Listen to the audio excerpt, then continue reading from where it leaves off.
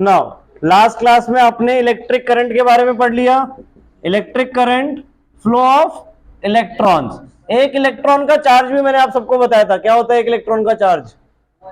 1.6 into 10⁻⁻19 coulomb, और ये negative charge होता है आपका। और एक कूलम में कितने इलेक्ट्रॉन्स होते हैं?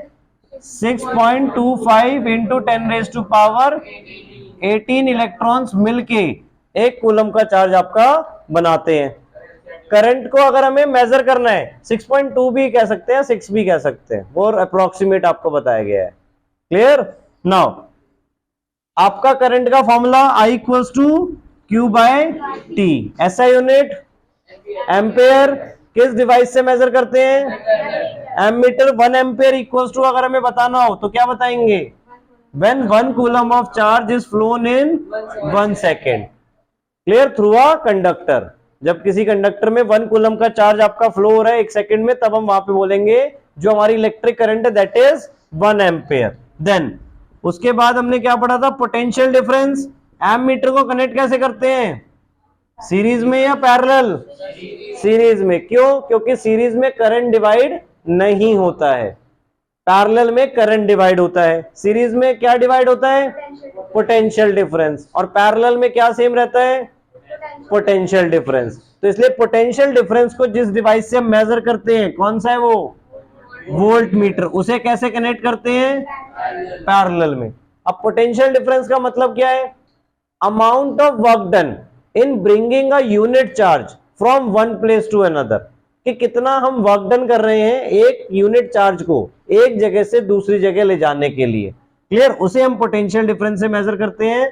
ठीक है? सो पोटेंशियल डिफरेंस का formula V equals to W by Q। W stands for work done और Q स्टैंड्स फॉर चार्ज। और ऐसा यूनिट पोटेंशियल डिफरेंस की वोल्ट। क्लियर? किससे मेजर करना है पोटेंशियल डिफरेंस? वोल्ट मीटर से। और कैसे कनेक्ट करेंगे बैटरी सीरीज सर्किट में? पैरेलल। क्यों? क्योंकि पैरेलल में पोटेंशियल डिफरेंस सेम रहता है। ठीक है? क्लियर हो गया? इलेक्ट्रिक सर्किट क्या था? A closed end continuous path through which an electric current can flow easily. एक क्लोज्ड और कंटिन्यूअस पाथ। क्लोज होना चाहिए, लास्ट टाइम बताया था, अगर हम कहीं से भी वायर कट कर देंगे तो वहीं पर आपका करंट रुक जाएगा। घरों में कई बार वायर कहीं से ब्रेक हो जाएगी तो क्या होगा? आपका करंट उसी टाइम रुक जाएगा हर जगह से ही। क्लियर? हम कंडक्टर है कि इंसुलेटर है ये बताओ? कंडक्टर इंसुलेटर सबको पता है ना। कंडक्टर क्या होते हैं? जो इलेक्ट्रिसिटी को इजीली पास होने देते हैं। और इंसुलेटर क्या होते हैं? जो रोक देते हैं, बिल्कुल ही रोक देते हैं, यानी बिल्कुल ही इलेक्ट्रिसिटी पास होने नहीं देते, जैसे रबर हो गया, वुड हो गया, प्लास्टिक हो गया। क्लियर? तो हम क्या है? कंडक्टर है कि इंसुलेटर है? कंडक्टर है। क्यों? पुअर कंडक्टर है कि गुड कंडक्टर है? अब कंडक्टर में भी अलग अलग टाइप की कैटेगरी हो सकती है। हम बैड कंडक्टर्स हैं। गुड कंडक्टर्स कौन से? कॉपर हो गया, एल्यूमिनियम हो गया, जिससे तुरंत आपकी इलेक्ट्रिसिटी पास हो जाती है। बेस्ट कंडक्टर आपका सिल्वर होता है, बट हम सिल्वर वायर्स यूज नहीं करते। क्यों? क्योंकि बहुत ज्यादा एक्सपेंस हो जाएगा उसी में ही। क्लियर? तो इसलिए हम कॉपर या एल्यूमिनियम वायर्स यूज करते हैं। एल्यूमिनियम वायर का यूज करते हैं, याद करो। कॉपर वायर तो सबने देखी होगी घरों में यूज होती हुई। एल्यूमिनियम वायर, ये जो हाई टेंशन वायर्स होती हैं आपकी, ये इलेक्ट्रिसिटी पोल्स पे होती हैं, ये एल्यूमिनियम वायर्स होती है, क्योंकि इन्हें एक्सपोज टू सनलाइट रहना होता है। और ये टेंसाइल होती है, मतलब मजबूत होती है as compare to copper.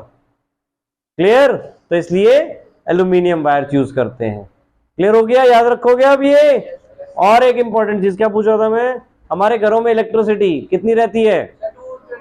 220 volts average. On an average 220 volts हमारे घरों में रहता है। 3 वायर्स हो, 220 टू 240। ठीक है? Average, on an average 220 volts होता है आपका। कभी भी आप अपने किसी मीटर में चेक करना, मीटर में पोटेंशियल वगैरह भी दिखाते हैं, या सबमर्सिबल का जो मशीन होती है ना ऑन करने की, उस पर भी आपका वोल्ट मीटर लगा होता है। ठीक है? नाउ उस टॉपिक पे थे हम। बैड कंडक्टर है कि गुड कंडक्टर है?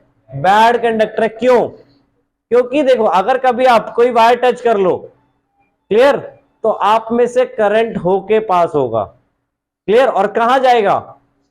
अर्थ में। अब अर्थ में क्यों जा रहा है करंट? क्योंकि अगर सपोज कोई एक वायर है, ठीक है, अभी खाली है यहां पे अर्थ, यहां पे, ठीक है, अर्थ का पोटेंशियल क्या है? 0 वोल्ट। ठीक है, ध्यान से देखना इस चीज को। अब वायर है, वायर में कुछ भी पोटेंशियल आ रहा है, मान लो 10 वोल्ट ही क्यों नहीं आ रहा है, 10 वोल्ट आ रहा है, हमेशा आपका पोटेंशियल, अब जैसे मैं पानी बोलूं, अगर सपोज आपने ग्लास में पानी ले रखा है और उसे टिल्ट करना स्टार्ट किया, तो पानी कहां गिरेगा? ऊपर जाएगा कि नीचे जाएगा? ऑटोमेटिकली नीचे जाना शुरू हो जाएगा ना, ड्यू टू ग्रेविटी। वैसे ही इलेक्ट्रिसिटी में भी हायर पोटेंशियल से लोअर पोटेंशियल की तरफ आपका करंट फ्लो होना स्टार्ट कर देगा। क्लियर? अगर उसे बीच में कोई भी कंडक्टिंग पार्ट मिल जाए तो, अगर यहां पे वायर होगी तो वायर सीधे अर्थ में टच हो जाएगी और अर्थ में आपका सारा करंट चला जाएगा। क्लियर? आपके घरों में भी 3 वायर यूज होती है, एक तो रेड, एक ब्लैक और एक नहीं ग्रीन। ब्लू वायर का बहुत बड़ा यूज है। ब्लू वायर आप लोग ने देखा होगा कहीं ना कहीं यूज होती है। ब्लू वायर को हम रेड और ब्लैक की जगह पे ही यूज करते हैं, ब्लू वायर अलग से कुछ नहीं होती। ठीक है? रेड वायर में आपका पोटेंशियल हाई होता है बेटा, ठीक है, और ब्लैक में एक तरीके से 0 वोल्ट होता है। क्लियर? तो आपके घरों में रेड टू ब्लैक ऐसे आपकी करंट फ्लो करती रहती है। क्लियर? आपके जो भी अप्लायंस होते हैं उसमें 2 वायर तो कनेक्ट हमेशा मिलेगी, रेड और ब्लैक। रेड वाली उसमें करंट ला रही है और ब्लैक वाली ले जा रही है, तो सर्किट कंप्लीट हो गया आपका, और आगे फर्दर ये कहीं पे कनेक्टेड है। क्लियर हुआ ये पॉइंट? ग्रीन वायर का क्या रोल है, ये नहीं पूछा किसी ने। हाँ, ग्रीन वायर का यूज अर्थिंग के लिए है। आपने कई बार बड़े बड़े अप्लायंस देखे हैं, उसमें 3 प्लग होते हैं। क्लियर? तो वो जो 3rd प्लग होता है आपका, वो अर्थिंग के लिए होता है। अब सपोज कोई मेटल अप्लायंस है, कई बार एक्सीडेंटली उसके सरफेस पे चार्ज आ गए और आपने उस सरफेस को टच किया हुआ है, जैसे कूलर हो गए, गीजर हो गया, या एसी वगैरह भी हो गए, या इलेक्ट्रिक आयरन होता है। क्लियर? वो तो पूरा मेटलिक होता है आपका। ठीक है? तो अगर उसके ऊपर चार्ज आ गया और आपने उसको टच किया हुआ है, तो वो चार्ज आपकी बॉडी में होके अर्थ में जाएंगे। ये चीज तो क्लियर है? हमारी बॉडी कंडक्टर है, बट क्या है? बैड कंडक्टर है, जिसकी वजह से वो चार्ज स्लोली स्लोली पास करेंगे हमारी बॉडी के अंदर। गाना नहीं गा रहा मैं, ठीक है? कैसे पास होंगे? ठीक है, तो हमें क्या होगा उस टाइम पे? फिर शॉक लगेगा। क्लियर? जब तक वो चार्ज हमारी बॉडी से पास होंगे अर्थ में, तब तक के लिए हमें शॉक लगता रहेगा। आया समझ में? जैसे कई बार तुमने देखा हो कि अगर बटन ऑन है तो शॉक लगता ही रहेगा, क्योंकि वो तो करंट आता ही जा रहा है ना। जब तक बटन वहां से बंद नहीं होगा तब तक वो शॉक नहीं रुकेगा। आते हैं ना उस पे। अब सपोज वहां पे ग्रीन वायर अटैच है आपकी, आपका वो अप्लायंस 3 प्लग है, ठीक है? तो उसमें क्या होगा? तीसरा जो प्लग है आपका, उसमें आपके सर्किट के अंदर ही क्या होता है? ग्रीन वायर होती है, और वो डायरेक्टली अर्थ पे कनेक्टेड होती है। पूरे घरों का टोटल करंट अगर एक्सेस में आ जाए तो वो ग्रीन वायर में होते हुए अर्थ में चला जाएगा। अब देखो, अब आपके पास 2 रास्ते हैं यहां पर, ठीक है? एक, अब यहां पे वायर है, मतलब यहां पे मान लो चार्ज आ गया। 2 रास्ते हैं, या तो वो आपके थ्रू होके अर्थ में जाएगा या वायर में होके जाएगा। आपके थ्रू जाना इजी है मुश्किल है? उसके लिए चार्ज के लिए मुश्किल है। क्यों? क्योंकि हम बैड कंडक्टर है, धीरे धीरे रुकावट होके जाएगा वो। और दूसरी तरफ आपकी वायर है ग्रीन वाली, जिसमें कंडक्टर है वो तो। क्लियर? कॉपर वायर ही है, मतलब कलर ग्रीन है, वायर आपकी कॉपर, ये कंडक्टर वायर है। क्लियर? तो वो इजीली उसमें पास हो सकता है। तो किस में से जाना पसंद करेगा? ऑब्वियसली। अब आपको मैं बोलूं एक जगह पहुंचना है, एक जगह ट्रैफिक लगा है, दूसरी जगह खाली रोड है, तो ऑब्वियसली खाली रोड पे जाओगे। ठीक है? किस पे जाओगे? ट्रैफिक अच्छा लगता है। हाँ, क्लियर? याद रहेगा ये चीज। तो इसीलिए हमारे घरों में ग्रीन वायर्स यूज होती हैं, और जितने भी आपके मेटल अप्लायंसेस हैं, या इवन पहले के टाइम पे चार्जर्स वगैरह भी जो मोबाइल के आते थे, वो भी 3 प्लग आते थे। ठीक है? क्लियर हो गया ग्रीन वायर का रोल? ये सिर्फ तभी एक्ट में आएगा जब किसी अप्लायंस के ऊपर चार्ज आएगा, अदरवाइज ग्रीन वायर वहां पर एज इट इज है, उसका कोई रोल नहीं है। ठीक है, बट ये होना बहुत जरूरी है घरों में, अदरवाइज आपको शॉक लग सकता है। क्लियर? नाउ चलो अब आगे चलते हैं। और कोई डिस्कशन, और कोई पॉइंट किसी का अलग से इलेक्ट्रिसिटी से रिलेटेड? लास्ट टाइम पढ़ाया था तो बस होमवर्क करना था। चलो कुछ नोट कर। नाउ नेक्स्ट टॉपिक अब आपका सर्किट डायग्राम। अब सर्किट डायग्राम का मतलब क्या है कि सर्किट को हम एज अ डायग्राम रिप्रेजेंट कर रहे हैं इलेक्ट्रिसिटी के लिए सर्किट। ठीक है, अब सर्किट अगर एक्चुअल में देखेंगे तो एक्चुअल में अप्लायंस बनाना, पूरा शो करना वो तो मुश्किल है, तो उसके लिए हमने क्या किया, सिंबल्स दे दिए सबको। जैसे अब सेल का सिंबल है, एक पॉजिटिव और एक नेगेटिव, ये क्लियर, बीच में गैप इनका। बैटरी बनाने हैं तो दो या दो से ज्यादा सेल्स उसमें हम कनेक्ट कर सकते हैं, क्लियर, और एक सेल को दूसरे सेल से आपको कनेक्ट करना है। और भी सिंबल्स आपके देखो यहां पे दिए हुए हैं, ओपन स्विच, क्लोज्ड स्विच, ठीक है, और वायर ज्वाइंट। अब एक वायर दूसरे वायर से ज्वाइंट हो रही है तो इस वे में, अब ओवरलैप कर रही है विदाउट ज्वाइनिंग तो ऐसे हमने दिखा दिया, क्योंकि 3 डायमेंशनल फिगर दिखानी है हमें। क्लियर? तो अब 3 डायमेंशनल तो बना नहीं सकते, तो हम इसने हमें कैसे दिखाया, ऊपर करके। क्लियर?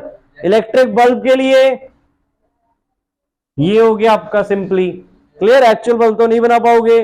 नाउ रेजिस्टेंस, रेजिस्टेंस मैंने आपको लास्ट टाइम बताया था क्या होता है, रुकावट एक तरीके से, उसमें से करंट क्या कैसे पास करता है, धीरे पास करता है, स्लोली स्लोली। ठीक है, तो क्या होगा, तो इसलिए हमने देखो वायर को इस फॉर्म में दिखाया कि करंट को ज्यादा टाइम लग रहा है उससे पास होने में, दैट्स वाई इसका सिंबल ऐसा बना।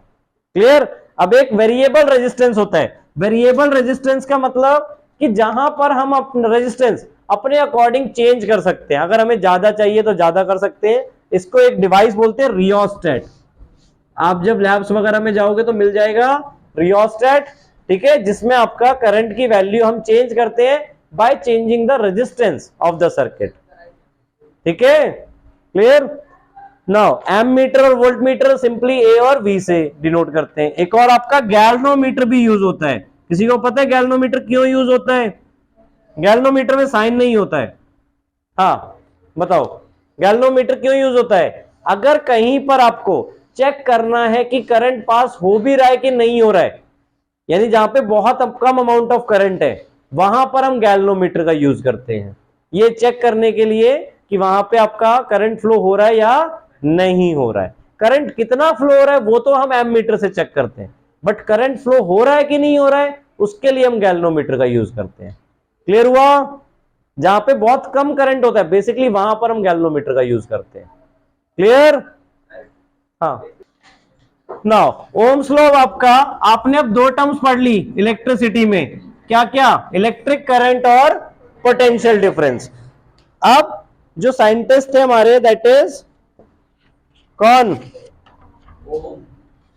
जॉर्ज साइमन ओम, उन्होंने रिलेशनशिप एस्टैब्लिश किया किसके बीच में, पोटेंशियल डिफरेंस और अमाउंट ऑफ करंट के बीच में, कि जैसे जैसे हम किसी भी सर्किट में पोटेंशियल डिफरेंस बढ़ाएंगे वैसे वैसे अमाउंट ऑफ करंट भी वहां पे इंक्रीज होगा।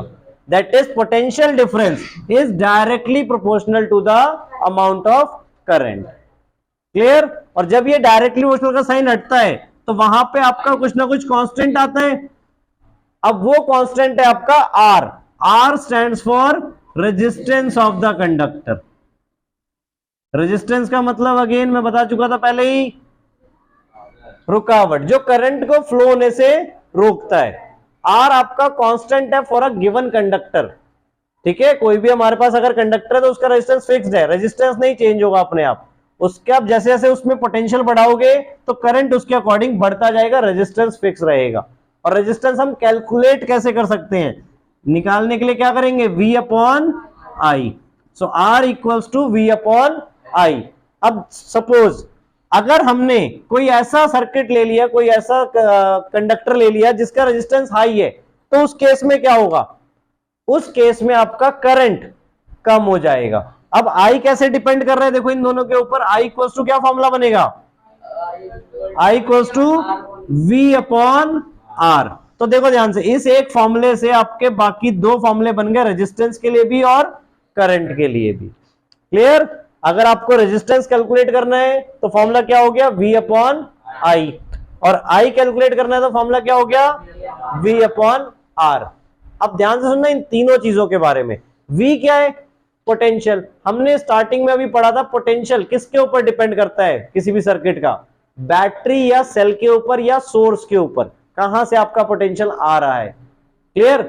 तो वो तो हमारे हाथ में नहीं है, ठीक है, मतलब बैटरी जितनी लगाओगे या सेल जितना होगा या सोर्स से जितना पोटेंशियल आ रहा है वो तो फिक्स्ड है। क्लियर? आर, आर क्या है, रेजिस्टेंस ऑफ द कंडक्टर। आपने जो वायर यूज कर दी उसका रेजिस्टेंस फिक्स्ड है, फिर चेंज नहीं हो सकता। जो वायर यूज कर लिया, अगर आपने अलग अलग टाइप की वायर यूज की है तो उनका रेजिस्टेंस अलग अलग हो सकता है, बट जो एक वायर आपने चूज कर ली उसका रेजिस्टेंस, अब चाहे उसमें 10 एम्पियर का करंट पास कराओ या 50 एम्पियर का करंट पास कराओ, उसका रेजिस्टेंस फिक्स रहेगा। ये पॉइंट क्लियर हुआ? आपने अगर एक वायर ले ली, अब उसका रेजिस्टेंस जितना भी है, अब करंट चाहे जितने मर्जी अमाउंट की पास करवाओ, रेजिस्टेंस उसका फिक्स रहेगा। क्लियर हुआ? तो आर और वी वाली जो चीजें हैं वो फिक्स्ड है। क्लियर? आई आपका दोनों के ऊपर डिपेंड कर रहा है। अगर पोटेंशियल ज्यादा होगा तो आई ज्यादा होगा। If V is large then I is large. ठीक है, अगर मतलब V बढ़ाएंगे तो I बढ़ेगा, और R बढ़ाएंगे तो, अब सपोज हमने R चेंज किया अपना, तो I क्या हो जाएगा, कम हो जाएगा। क्लियर? R का मतलब रेजिस्टेंस। अब हमने और ज्यादा रेजिस्टेंस बढ़ा दिया। अब सपोज इसको एक सिंपल से एग्जांपल की तरह समझ लो कि ट्रैफिक आपको पता है गूगल मैप पे दिख रहा है 10 मिनट का लगा हुआ है, बट ट्रैफिक और बढ़ता जा रहा है, तो वो 10 मिनट से क्या होते जाएंगे, धीरे धीरे 15 मिनट 20 मिनट बढ़ता जाएगा ना आपका टाइम। क्लियर? यानी रेजिस्टेंस बढ़ रहा है तो टाइम भी क्या होता जाएगा, इंक्रीज होता जाएगा, और फ्लो क्या होता जाएगा, कम होता जाएगा। फ्लो मतलब निकलना है अगर आपको वहां से, तो वो आपका निकलने की पॉसिबिलिटी क्या होती जाएगी, कम होती जाएगी। क्लियर हुआ ये पॉइंट कि रेजिस्टेंस बढ़ेगा तो करंट आपका कम हो जाएगा, रेजिस्टेंस कम होगा तो करंट बढ़ जाएगा। अब यही चीज बोले कि ट्रैफिक अपने आप हटने लग गया, पुलिस वालों ने मैनेज कर दिया, तो फटाफट 10 मिनट के 5 मिनट भी हो सकते हैं निकलने के लिए। क्लियर? आ रहा है समझ में? पक्का? रेजिस्टेंस का इफेक्ट। नाउ तो रेजिस्टेंस की ऐसा यूनिट क्या है, रेजिस्टेंस का फॉर्मूला तो हमने देख लिया, V अपॉन आई से हम कैलकुलेट कर सकते हैं। ये ध्यान रखना, मैं वर्ड क्या यूज कर रहा हूं, कैलकुलेट। रेजिस्टेंस इनके ऊपर डिपेंड नहीं करता, बट हम मेजर अगर हमें करना होगा तो वो हम इससे कर सकते हैं। रेजिस्टेंस की ऐसा यूनिट इसी लॉ के ऊपर दी गई है, दैट इज ओम। ऐसा unit of resistance is ohm. Clear? जिसे हम एक सिंबल, ग्रीक लेटर ओमेगा से डिनोट करते हैं। इस सिंबल का नाम ओमेगा है। क्लियर?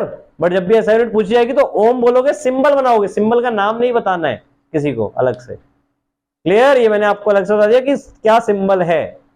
क्लियर? ग्रीक लेटर में से ओमेगा बोलते हैं, याद रहेगा। ओम्स लॉ क्लियर हो गया। स्टेटमेंट ध्यान से देख लो, द पोटेंशियल डिफरेंस V मिल गई पेज नंबर 176 पे, फोर्थ लाइन पे, second paragraph. The potential difference V across the ends of a given metallic wire in an electric circuit is directly proportional to the current flowing through it provided the temperature remains the same। एक और चीज हमें यहां पर क्या ध्यान रखनी है कि टेम्परेचर चेंज नहीं होना चाहिए। क्यों? क्यों कहा गया ऐसा टेम्परेचर के बारे में, बताओ क्या रीजन हो सकता है टेम्परेचर का?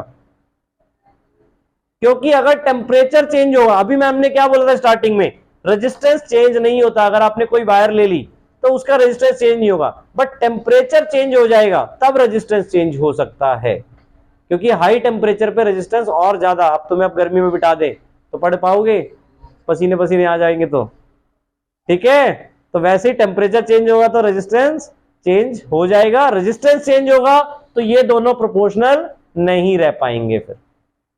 क्लियर हुआ पॉइंट?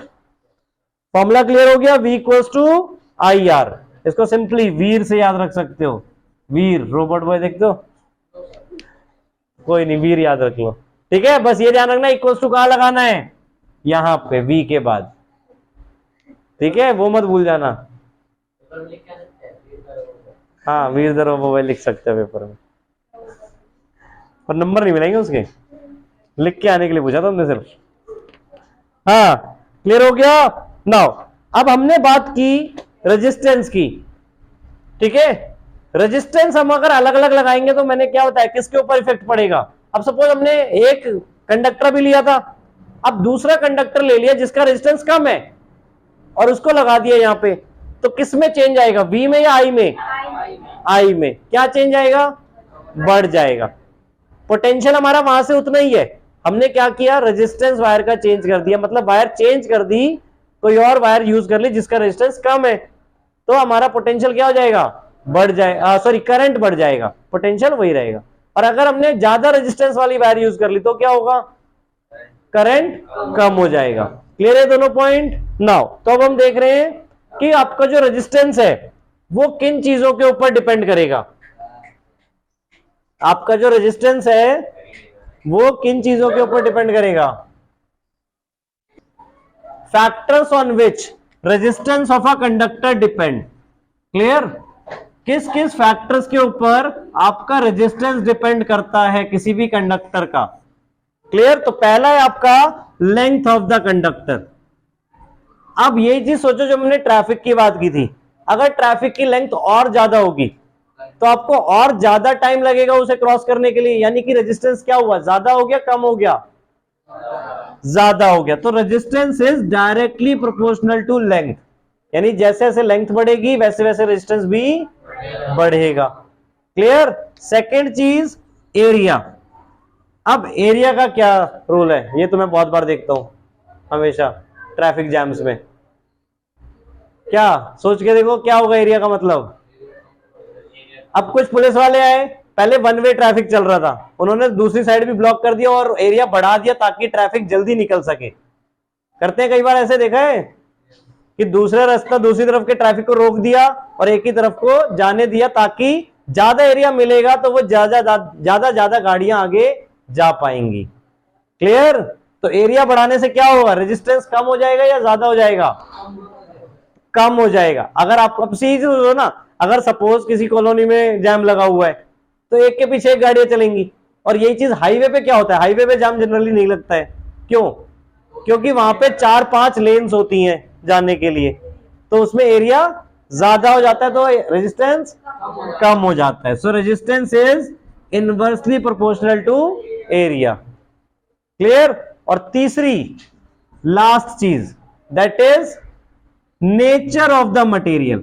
अब अगर हम जैसे हम बात कर रहे हैं कि रेजिस्टेंस हम कम या ज्यादा कर सकते हैं लेंथ और एरिया से, बट अब बैलगाड़ी चल रही है रास्ते में तो बैलगाड़ी की स्पीड से चलेगी, कार चल रही है तो कार की स्पीड से चलेगी। क्लियर। स्पीड कार है तो स्पीड कार की वे में चलेगी। तो मटेरियल के ऊपर डिपेंड करेगा ना कि आप कौन सी कॉपर वायर यूज कर रहे हो, वुडन वायर यूज कर रहे हो। वुडन वायर यूज कर लोगे तो रेजिस्टेंस तो रहेगा ही रहेगा, उसमें से तो कभी पास हो ही नहीं सकती। वुडन वायर बना सकते हो ना, मतलब एक वुड की वायर हमने बना ली। क्लियर। तो क्या उसको यूज कर लेंगे तो क्या उसमें करंट पास हो जाएगा, चाहे हम उसे कितना भी मोटा बना लें तो भी नहीं होगा। क्लियर।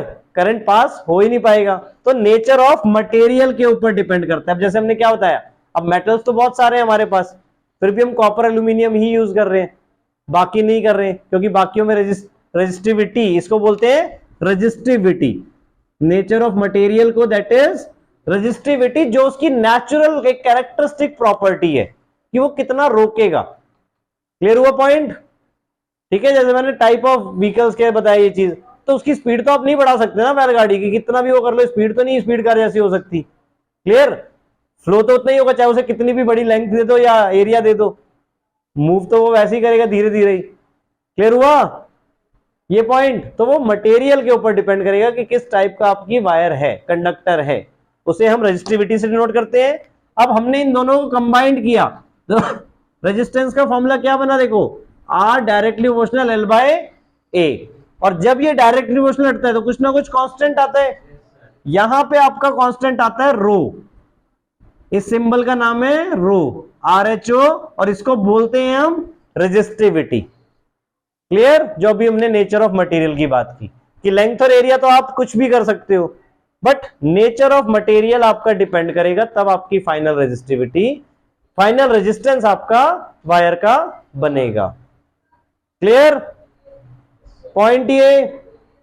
अब रेजिस्टिविटी की एसआई यूनिट क्या होगी? आर की एसआई यूनिट तो आपको सबको पता है। सो अगर हमें कभी रेजिस्टिविटी फाइंड करना है तो फॉर्मूला क्या बनेगा उसके लिए? R into A by L. A इधर आया मल्टीप्लाई हो गया, एल इधर गया डिवाइड में हो गया, तो आर ए बाय एल। तो ये रेजिस्टिविटी आ गई। अब इसकी एसआई यूनिट क्या होगी? ओ रेजिस्टेंस की तो पता है ना आपको, क्या थी? ओम। रुक जाओ, एसआई यूनिट रेजिस्टेंस की क्या थी? ओम। ए क्या? एरिया। एरिया की SI unit metre square. Area हमेशा मीटर स्क्वायर में निकालते हो ना, और लेंथ की मीटर। तो मीटर स्क्वायर अपॉन मीटर, एक कट गया मीटर, तो फाइनली क्या बची? ओम मीटर मल्टीप्लाई में बेटा। तो ऐसा यूनिट इज ओम मीटर। किसकी? रेजिस्टिविटी की। अब यहां पे टेबल भी आप देखोगे पेज नंबर 179 पे, यहां पे देखो आपको सबकी रेजिस्टिविटी दी हुई है।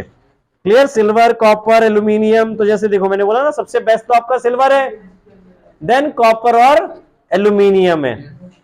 ठीक है, पहले सिल्वर है, फिर कॉपर और एल्यूमिनियम है, उसके बाद टंगस्टन, निकल, आयरन, क्रोमियम। एलॉयज भी फर्दर दिए हुए आपको। एलॉयज की देखो ज्यादा है, और इंसुलेटर की तो बहुत ही ज्यादा है। और रेजिस्टिविटी ज्यादा होने का मतलब क्या है? कि वो रोक रहा है, करंट को फ्लो होने से रोक रहा है। रेजिस्टेंस की भी अगर आप डेफिनेशन लिखोगे बेटा, that is it is a property of a conductor which resist the flow of charges through it. Resistance का क्या लिखोगे? It is the property of a conductor which resist the flow of charges through it. Clear? और resistivity की ऐसा unit, it is a characteristic property of a material which resist the flow of charges. ये characteristic property है material की, ये property है किसकी? Conductors की। रेजिस्टेंस हम जनरली कंडक्टर्स का निकालेंगे, और रेजिस्टिविटी तो हर मटेरियल में होगी ही होगी। क्लियर? आया समझ में दोनों चीजें? ना इसी के ऊपर न्यूमेरिकल्स वगैरह एग्जांपल 11.3, 4 और 5, 6 ये करने हैं। ठीक है, एग्जांपल 11.3 टू 11.6 और साथ में इन टेक्स्ट क्वेश्चंस किस पेज नंबर पर है न्यू बुक के अकॉर्डिंग?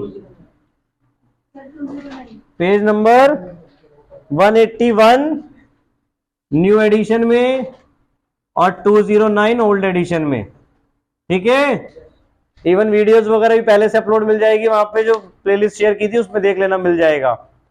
ठीक है, बट समझ के फिर करने ये सारे क्वेश्चन आंसर्स, एग्जांपल्स और इन टेक्स्ट क्वेश्चंस। ठीक है।